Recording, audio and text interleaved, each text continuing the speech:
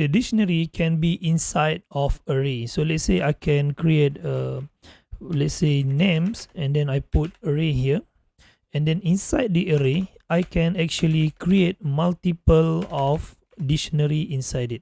So let's say I can put the first dictionary, I set the name is Harry, and then the age is 10, and then I can comma here. This comma is for the array, and then the inside curly, this comma is for the dictionary. So I can copy the first dictionary, I can paste to the second item of the array. So this one I put 12, and then this one I put here Baim, and then I can comma again, or Control D in Visual Studio. So this one I put 13, and then I put this one John.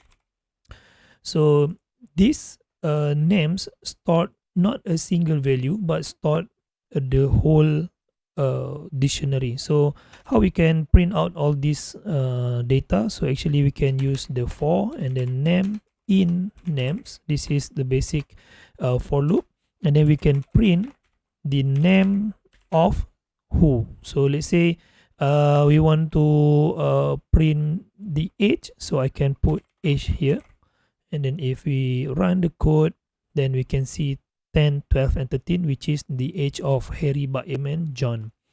So if we want to print out the name, and then we can put name here, and then if we rerun the code, so we can get the Harry, Baim, and John. So actually, don't confuse that this name is the attribute name from here. It's not the name from here, because this is the value, or sorry, this is the variable that we use to call the attribute inside the array.